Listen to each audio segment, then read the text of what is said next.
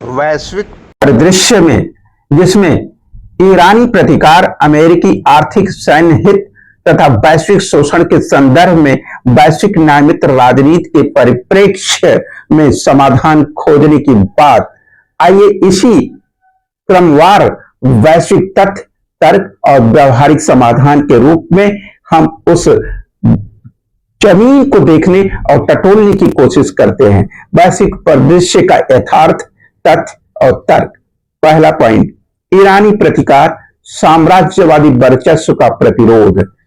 Iran लंबे समय से पश्चिमी दखल, विशेषकर अमेरिका इजरायल गठबंधन के विरुद्ध राजनीतिक असहमति और क्षेत्रीय स्वतंत्रता की लड़ाई लड़ रहा है।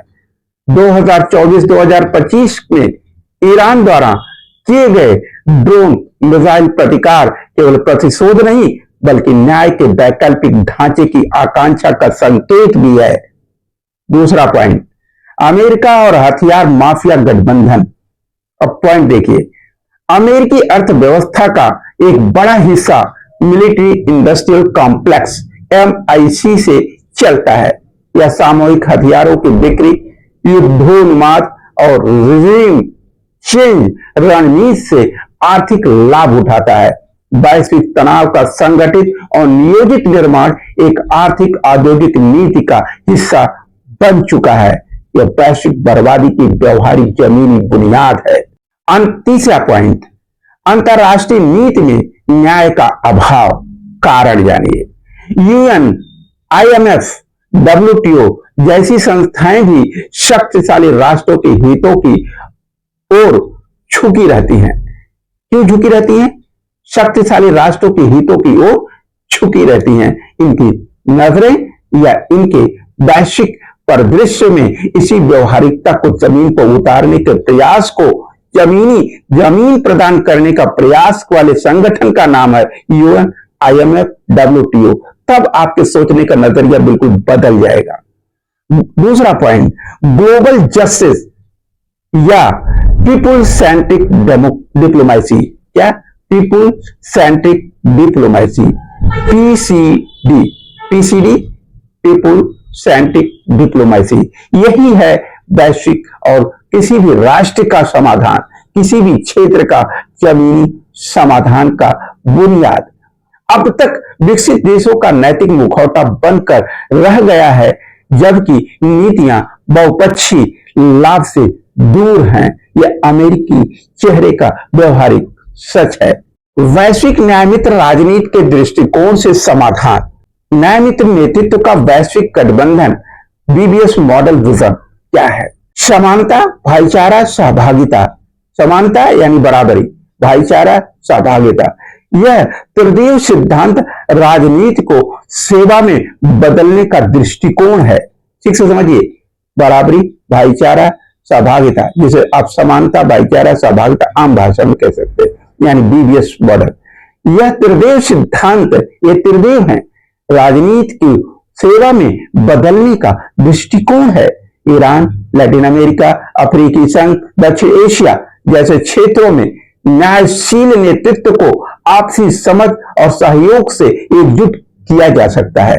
हथियार निरपेक्ष कूटनीति, नेचुरल जोन्स, एक व्यवहारिक प्रस्ताव के तहत कुछ क्षेत्रों को न्याय संधि क्षेत्र, जस्टिस ट्रीटी जोन्स घोषित कर वैश्विक हथियार हस्तक्षेप रोका जा सकता है, जैसे यमन, सीरिया, गाजा, अफगानिस्तान, जहां केवल मानवाधिकार मिशन और सत्यनिष्ठ मध्यस्थता को मान्यता हो। तीसरा point, people to people diplomacy यानी जन मित्र कूटनीति।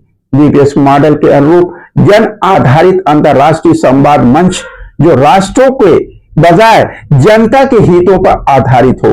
जब हम राष्ट्र हित और जनता हित का अंतर, उसका फर्क समझना भूल जाते हैं तो फिर गलती वहीं पर पैर के लड़खड़ाने की है और विनाश के रास्ते को चुनने की होती है। यह वैकल्पिक मंच सूचना युद्ध, झूठे प्रचार और सैन्य औद्योगिक षड्यंत्रों को उजागर करेगा।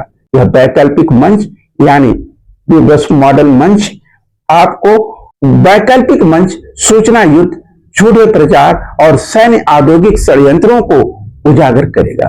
चौथा पॉइंट, वैश्विक आर्थिक संतुलन आयोग यानी ग्लोबल इकोनॉमिक इक्विटी कमीशन एक ऐसा न्याय संगत ढांचा जो यह मूल्यांकन करे कि कहां आर्थिक प्रतिबंध जन विरोधी है, कौन से संकट हथियार माफियाओं द्वारा गढ़े गए हैं, विशेष रूप से ध्यान देना होगा, कौन से संकट हथियार माफियाओं द्वारा गढ़े गए हैं। इस्राएल द्वारा ईरान को उकसाने की परिस्थिति तक पहुंचने की यात्रा बहुत लंबी है। उसके पीछे इन युद्ध माफियाओं द्वारा, हथियार माफियाओं द्वारा युद्धों से कौन मुनाफा कमा रहा है, ये सारे तथ्यों की व्यवहारिकता को टटोलने का मंच एआई आधारित सत्य परीक्षण तंत्र को व्यवहारिक बनाना होगा, यानी जस्टिस इंटेलिजेंस सिस्टम को अप्लाई करना होगा। सच्चाई की पड़ताल के लिए निष्पक्ष डिजिटल प्रणाली जो मीडिया, राजनीति और सैन्य क्षेत्र के प्रचार बनाम वास्तविकता का डेटा दे सके, सिर्फ प्रचार का नहीं बल्कि वास्तविकता का डेटा दे सके। एक ऐसी व्यवहारिक जस्टिस इंटेलिजेंस सिस्टम को जमीन पर उतारना होगा। निष्कर्ष क्या है? समाधान की दिशा। वैश्विक राजनीति का ध्रुव अब दो विकल्पों पर टिक गया है। शोषक गुटों के सैन्य आर्थिक गठबंधन का वर्चस्व या न्याय मित्र सेवा केंद्रित सहभागी नेतृत्व का उदय। यानी संपूर्ण वैश्विक राजनीति की अब तक के हजारों वर्षों की व्यवहारिक जमीन की आधुनिकता का सच क्या है? निकृष्टतम राजनीति का पराकाष्ठा, उस पराकाष्ठा पे हम पहुंच चुके हैं जिसके बाद फिर एक संपूर्ण विनाश स्वमेव आमंत्रित हो रहा। यदि उससे बचना है तो दो ही पक्ष बचे। नंबर एक, शोषक गुटों के सैन्य आर्थिक गठबंधन का वर्चस्व, और उसके अपोजिशन में क्या है? न्याय मित्र सेवा केंद्रित और सहभागी नेतृत्व का उदय। कुलभूषण प्रदेश बिजनेस मॉडल इसी न्याय मित्र विकल्प की नींव है। ईरानी प्रतिकार हो या यूक्रेन संघर्ष, गाजा युद्ध हो या अफ्रीका के लूट, हर संघर्ष को न्याय के साथ जोड़कर सैन्य टकराव नहीं बल्कि वैश्विक नीति संवाद की ओर मोड़ा जा सके। क्षेत्रीय युद्ध का विस्तार, ईरान के प्रॉक्सी समूह हिजबुल्लाह, हुती और शिया मिलिशिया और इजराइल के सहयोगी अमेरिका, यूके युद्ध में और सक्रिय हो सकते हैं। लेबनान, सीरिया और यमन जैसे क्षेत्र पहले से ही संघर्ष का हिस्सा और बर्बादी की व्यवहारिक सच्चाई है। हॉर्मुज जल डमरू मध्य का बंद होना जिससे वैश्विक तेल आपूर्ति प्रभावित होगी, युद्ध को वैश्विक स्तर पर ले जा सकता है। इसे रोकने का समाधान बिजनेस मॉडल के पास है। वैश्विक महायुद्ध की संभावनाओं पर बात करने, रूस और चीन जैसे देश जो ईरान के सहयोगी हैं, इस युद्ध में अप्रत्यक्ष रूप से शामिल हो सकते हैं। रूस पहले से ही यूक्रेन युद्ध में उलझा हुआ है और एक और मोर्चा खोलने से वैश्विक शक्ति संतुलन बिगड़ सकता है। अब दूसरा पहलू अमेरिका की सक्रिय भागीदारी, जैसे फोर्डो, नातांज पर हमले और नाटो की संभावित भूमिका तीसरे विश्व युद्ध की आशंका को बढ़ा देती है। आर्थिक एवं मानवीय संकट इन सारी संभावनाओं के बीच में क्या बनेंगे? तेल की कीमतों में भारी वृद्धि और वैश्विक व्यापार मार्गों जैसे लाल सागर और होर्मुज का अवरुद्ध होना वैश्विक अर्थव्यवस्था को ठप कर सकता है। भारत जैसे देश जो 80% से अधिक ऊर्जा आयात पर निर्भर है, विशेष रूप से प्रभावित होंगे। नागरिक हताहतों की संख्या बढ़ रही है और युद्ध के लंबा खींचने से मानवीय संकट क्या है? शरणार्थी, भूखमरी गहरा सकता है। शांति की क्या संभावना है? अंतरराष्ट्रीय मध्यस्थता जैसे संयुक्त राष्ट्र या तटस्थ देशों जैसे भारत की भूमिका युद्ध विराम की दिशा में काम कर सकती है। भारत ने दोनों देशों से संयम बरतने की अपील की है। वो संयम बरतने की अपील की बुनियाद है।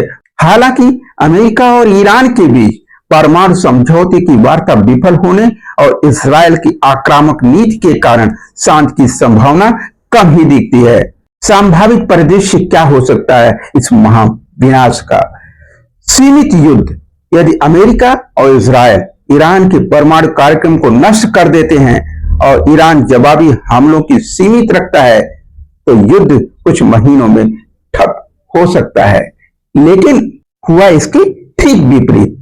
यह अमेरिकी सीजफायर से पहले का संभावनाओं पर एक विचार था, लेकिन अमेरिकी सीजफायर क्या व्यवहारिक है? क्या वो लंबे समय तक रहेगा? क्या उसके ये प्रयास किसी एक बड़ी संभावित दुर्घटना को बचने का एक छोटा सा प्रयास है? उसके पीछे किसी बड़े षड्यंत्र की कहानी भी हो सकती है और आने वाले एक महावैश्विक विनाश की बुनियाद को और मजबूत करने का षड्यंत्र पीछे से चल रहा हो। उसे जमीनी व्यवहारिक सामूहिक सहभागिता की अंतर्राष्ट्रीय राजनीति पर विचार करने के लिए बाध्य करने की परिस्थितियां पैदा करने की जिम्मेदारी पूरे विश्व की है और सभी को आगे आना चाहिए, अपने व्यक्तिगत अहंकार का त्याग करते हुए राष्ट्रीय हितों और अत्यधिक लाभ कमाने की लोभी विनाशकारी प्रवृत्ति से बाहर अमेरिका को निकलना होगा। तभी विश्व को समाधान, सुख, शांति और समृद्धि का रास्ता जमीनी दिखाई देगा। जय भारत। पीबीएस न्यूज पावर के इन पावन प्रयासों से यदि आप सहमत हैं, निश्चित रूप से चैनल को लाइक, शेयर और सब्सक्राइब करने का अपना भारतीय दायित्व तो अवश्य पूरा करें। तभी हम सब एक हो पाएंगे, एक मंच पे आएंगे और न्याय मित्र भारत की राजनीति व्यवहारिक बनेगी।